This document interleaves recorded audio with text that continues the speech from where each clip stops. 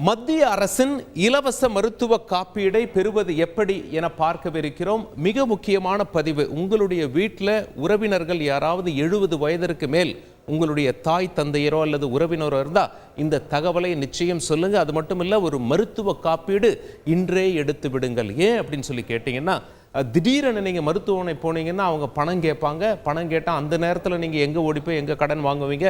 இருக்கிற பணத்தை எடுத்து கொண்டு வந்து கொடுத்தால் பரவாயில்ல, பணம் இல்லைன்னா பதட்டம் அதிகமாகிடும், மருத்துவ சிகிச்சை கேள்விக்குறியாயிடும். அதனால் நீங்கள் தயவு செய்து ஒரு மருத்துவ காப்பீடை எடுத்து விடுங்கள்.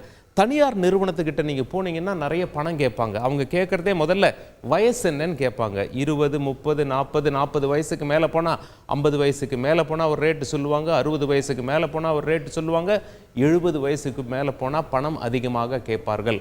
ஆனால் உங்களுக்கு அரசு தரப்பில் 5 லட்சம் ரூபாய் வரைக்கும் ஒரு குடும்பத்திற்கு ஒரு ஆண்டுக்கு இலவசமாக காப்பீடு தராங்க. அதை ஏன் நீங்கள் விடணும்? தயவு செய்து அந்த காப்பீடை எப்படி பெறுவது என்பதை நீங்கள் புரிந்து கொள்ளுங்கள். 70 வயது மேற்பட்டவர்களுக்கு சிகிச்சை இலவசம். முதல்ல இந்த காப்பீடின் பெயர் என்ன தெரியுமா? ஆயுஷ்மன் பாரத் சுகாதார காப்பீடு திட்டம். அதாவது இதனுடைய ஒரிஜினல் பேர் சொல்றேன் பாருங்க. ஆயுஷ்மன் பாரத் பிரதான் மந்திரி ஜன் ஆரோக்கிய யோஜனா. நீங்கள் கன்ஃபியூஸ் ஆகிடக்கூடாது இன்டர்நெட்டில் போய் தேடும்போது. அப்படிங்கிறதுனால இந்த பெயரையும் சேர்த்து குறிப்பிட்டிருக்கோம். பெரும்பாலும் ஹிந்தியில் தானே மத்திய அரசினுடைய திட்டத்துக்கெல்லாம் பெயரை வைக்கிறாங்க. ABPMJAY அப்படின்னு இருக்கும். நீங்கள் பார்த்து புரிந்து கொள்ள வேண்டும். சரி, இன்று நாடாளுமன்ற கூட்டத்தொடரில் என்னாச்சு அப்படின்னு கேட்டிங்கன்னா, இரு அவையும் அமர்ந்திருக்க ஜனாதிபதி அதாவது குடியரசுத் தலைவர் உரை நிகழ்த்தினார். அதில் ஒரு முக்கிய அறிவிப்பு வெளியிடப்பட்டது. என்ன அறிவிப்பு அப்படின்னு சொல்லி கேட்டிங்கன்னா, 70 வயதிற்கு மேற்பட்டவர்கள் அனைவருக்கும், அந்த வார்த்தையை கவனிங்க, அனைவருக்கும் சிகிச்சை இலவசம் இந்த திட்டத்தின் கீழ். சரி, அப்போ நீங்கள் ஒரு கேள்வி கேட்கலாம். சரி சார், இப்போ 70 வயசு மேற்பட்டவங்க வெறும் அவங்களுடைய ஆதார் கார்டை கொண்டு போனால் மட்டும் போதுமா? அவங்களுக்கு அந்த ஆதார் கார்டை பார்த்துட்டு 70 வயசு ஆயிடுச்சு அப்படின்னு சொல்லி சிகிச்சை கொடுத்துருவாங்களா? இல்லை முறைப்படி இந்த மருத்துவ காப்பீடை பெற்றுக்கொண்டு செல்ல வேண்டுமா என்று ஒரு கேள்வி எழலாம். இதுவரை அதற்கு பதில் இல்லை. ஒரு தெளிவு மத்திய சுகாதார அமைச்சகம் கிட்டேருந்து ஏதாவது அறிவிப்பு வரலாம். ஆனால் இப்போதைக்கு நீங்கள் பதிவு செய்து வைத்துக் கொள்வது சிறந்தது.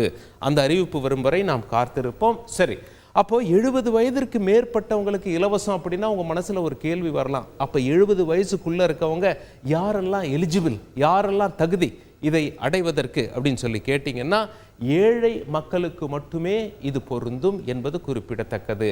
யார் யாருடைய வருமானம் எப்படி இருக்கிறது என்று மத்திய அரசு ஒரு கணக்கு வச்சிருக்காங்க. அதாவது ஏழை மக்கள் என்பவர்கள் யார் என்பதை கணக்கு வச்சிருக்காங்க. மொத்தம் 12 கோடி குடும்பங்கள் இந்தியாவில். அப்படின்னா சுமார் 55 கோடி பேர் அந்த குடும்பத்தில். ஒரு குடும்பத்தில் சுமார் 5 பேர் இருக்காங்க அப்படின்னு சொல்லி வச்சுக்கோங்களேன். சில பேர் குடும்பத்தில் 4 பேர், சில பேர் குடும்பத்தில் 5 பேர். அப்படி பார்க்கும் பொழுது இத்தனை பயனாளிகள் இருக்கிறார்கள். சுமார் 12 கோடி குடும்பங்கள் இதில் பயனாளிகள். சரி, நீங்கள் இப்போ ஃபீல் பண்ணுறீங்க, சார் இப்போ நான் ஏழை தான், என்கிட்ட பணம் இல்லை மருத்துவத்துக்கு செலவு பண்ணுறதுக்கு, நான் இந்த காப்பீடை எப்படி பெறலாம், எவ்வளவு பெறலாம் அப்படின்னு சொல்லி கேட்டிங்கன்னா, ஒரு வருஷத்துக்கு உங்கள் குடும்பத்திற்கு 5 லட்சம் ரூபாய் வரை மருத்துவ செலவை இந்த காப்பீடை கொண்டு நீங்கள் பார்த்து கொள்ளலாம். உங்களுக்கு பணம் தேவையில்லை, ரொக்கம் இல்லாத காப்பீடு இது என்பது குறிப்பிடத்தக்கது. இந்த காப்பீடை நீங்கள் பெறுவதற்கு என்ன ஆவணங்கள் உங்களுக்கு கட்டாயம் அப்படின்னா, ஆதார் கார்டு எடுத்து வச்சுக்கோங்க. ஆதார் கார்டு உங்களுக்கு இல்லை அப்படின்னா ஏதாவது அரசாங்கம் கொடுத்துருப்பாங்க இல்லையா, ஐடென்டிட்டி கார்டு, அதை எடுத்து வச்சுக்கோங்க.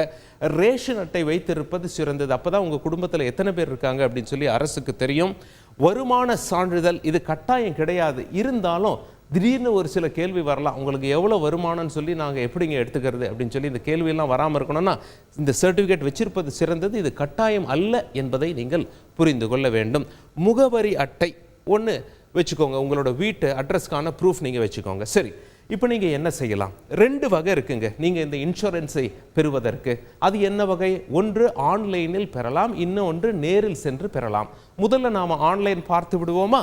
ஆன்லைன் அட்ரஸ் வருது இல்லையா, இதை நீங்கள் குறித்து வச்சுக்கோங்க. ஒருவேளை பென் பேப்பர் இல்லை அப்படின்னா ஒரு ஃபோட்டோ எடுத்து வச்சுக்கோங்க. இல்லைனாலும் கவலைப்படாதீங்க, இந்த வீடியோவை யூடியூப்பில் போடுவோம், தந்தி டிவியோட யூடியூப்பில். அதில் போய் நீங்கள் பார்த்து ஸ்க்ரீன்ஷாட் எடுத்தோ அல்லது குறித்தோ வைத்துக் கொள்ளலாம். சரியா? இப்போ இந்த முகவரிக்குள்ளே நீங்கள் போயிட்டீங்க அப்படின்னா நீங்கள் எதை கிளிக் பண்ணணும்? முதல்ல உங்களோட பேர் ஏற்கனவே இருக்கா அரசாங்கத்துடைய லிஸ்ட்டில் அப்படின்னு சொல்லி நீங்கள் தெரிஞ்சுக்கிறதுக்கு அந்த வெப்சைட்டுக்குள்ளே போனீங்கன்னா ஆம் ஐ எலிஜிபிள் அப்படின்னு சொல்லி ஆங்கிலத்தில் கொடுத்துருப்பாங்க. அதாவது நான் தகுதியானவனா என்பது அதற்கு பொருள். அதை நீங்கள் கிளிக் பண்ணணும். கிளிக் பண்ணி உள்ளே போனால் உங்களுடைய மொபைல் நம்பர் கேட்பாங்க. உங்களுடைய மொபைல் நம்பரை என்டர் செய்தால் உங்களுடைய மொபைல் நம்பருக்கு ஒரு ஓடிபி வரும். அந்த ஓடிபியை நீங்கள் என்டர் செய்தால் எந்த மாநிலம் என்று கேட்பார்கள்.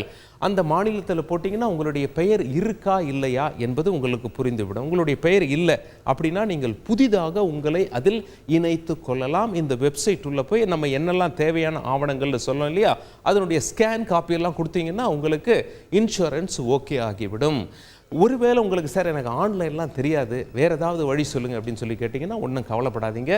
அதாவது இந்த இன்சூரன்ஸ் திட்டத்தின் கீழ் பெரும்பாலான மருத்துவமனைகள் வந்து விடுகின்றன. அரசுமாகட்டும் தனியார் மருத்துவமனை, பேர் சொல்லக்கூடிய மருத்துவமனை எல்லாம் வந்து விடுகிறது. அந்த மருத்துவமனைக்கு போங்க, அங்கே ஹெல்ப் டெஸ்க் அப்படின்னு சொல்லி இருப்பாங்க, உதவி மையம் என்று இருப்பார்கள். நீங்கள் சொல்லுங்கள் என்னுடைய டீட்டெயில்ஸ் எல்லாம் கொண்டு வந்திருக்கேன், எனக்கு ஆன்லைன் பற்றி ரொம்ப தெரியாது, நீங்களே செஞ்சு கொடுத்துருங்க, எனக்கு இது எலிஜிபிளாக இல்லையா, நான் இதற்கு தகுதியானவனா இல்லையா என்று நீங்களே செஞ்சு கொடுத்துருங்க, இந்தாங்க என்னோட டீட்டெயில்ஸ் அப்படின்னு சொல்லி கொடுத்தீங்கன்னா அவங்களே இன்டர்நெட்டில் போய் உங்களுக்கு செஞ்சு கொடுத்துருவாங்க. அல்லது இதற்கு என்று தனியாக உதவி மையங்கள் இருக்கும், அதையும் அணுகி நீங்கள் செய்து கொள்ளலாம். புதிதாக விண்ணப்பித்தவர்கள் உங்களுடைய கார்டை பெற மறந்து விடாதீர்கள். அந்த கார்டு கொடுப்பாங்க, நீங்கள் எல்லா டீட்டெயில்ஸும் என்டர் பண்ணிட்டீங்கன்னா எப்படி நீங்கள் பாக்கெட்டில் உங்களுடைய ஆதார் கார்டு, டிரைவிங் லைசன்ஸ்லாம் வச்சுருக்கீங்க, அந்த மாதிரி மருத்துவ காப்பீடு அட்டை என்று உங்களுக்கு வந்துவிடும். பாக்கெட்டில் வச்சுக்கலாம். எமர்ஜென்சி உங்கள் வீட்டில் இருக்க பெரியவங்க போய் அட்மிட் ஆகணும் அப்படின்னா உடனே அதை கொடுத்து நீங்கள் அட்மிட் செய்து கொள்ளலாம். 70 வயசுக்கு மேலே முற்றிலும் இலவசம். அது யாராக இருந்தாலும் சரி, ஏழை பணக்காரன் என்று மத்திய அரசு குறிப்பிடவில்லை. 70 வயசுக்கு மேலே யார் வேணாலும் போய் அந்த சிகிச்சை எடுத்துக்கலாம், அந்த ட்ரீட்மெண்ட் எடுத்துக்கலாம். இன்சூரன்ஸ் 5 லட்ச ரூபா வரைக்கும் கவர் ஆகும் ஆண்டுக்கு, குடும்பத்திற்கு. 70 வயசு கீழே ஏழைகளுக்கு மட்டுமே இது பொருந்தும். அந்த லிஸ்ட் மத்திய அரசு கையில் இருக்கும், அதில் உங்களை இணைத்துக் கொள்ளுங்கள். செய்திகளை உடனுக்குடன் தெரிந்து கொள்ள உடனே சப்ஸ்கிரைப் பண்ணுங்க.